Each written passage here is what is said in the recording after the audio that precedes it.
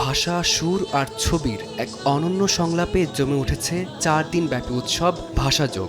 বাংলাদেশ শিল্পকলা একাডেমির এই আয়োজন শুধু একটি প্রদর্শনী নয়, বরং ভাব, বোধ ও সৃজনের এক প্রাণময় মিলন মেলা।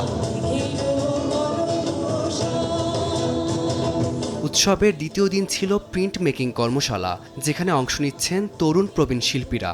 রং, কাঠ ও ছাপার মাধ্যমে তৈরি হয়েছে ছবি, যা কেবল দৃশ্য নয়, এক একটি গভীর বার্তা।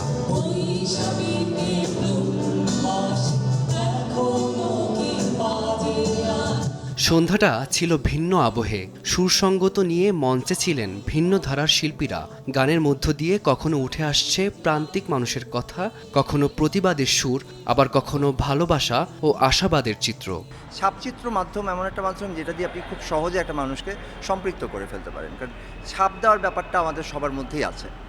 আঙুলের ছাপ দেওয়া, পায়ের ছাপ দেওয়া, হাতের ছাপ দিয়ে আমরা জানি। সো এটা দিয়ে খুব সহজে একটা মানুষকে রঙের সাথে বন্ধুত্ব করে ফেলা যায়।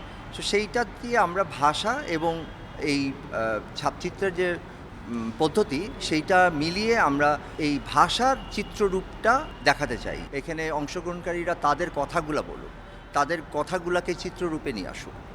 সেটার সাথে অনুষঙ্গ হিসেবে রং আসতে পারে, অন্য ফর্ম আসতে পারে, কিন্তু মূল হবে ভাষা। সেই জন্য এটার নাম হচ্ছে ভাষাযোগ। শুধু গান বা ছবি নয়, ভাষাযোগ হয়ে উঠেছে সময়, সমাজ ও সংস্কৃতির এক জীবন্ত ডকুমেন্টেশন। এই আয়োজন চলবে 21 জুন পর্যন্ত। ফারদিন মাঝার, সময় সংবাদ।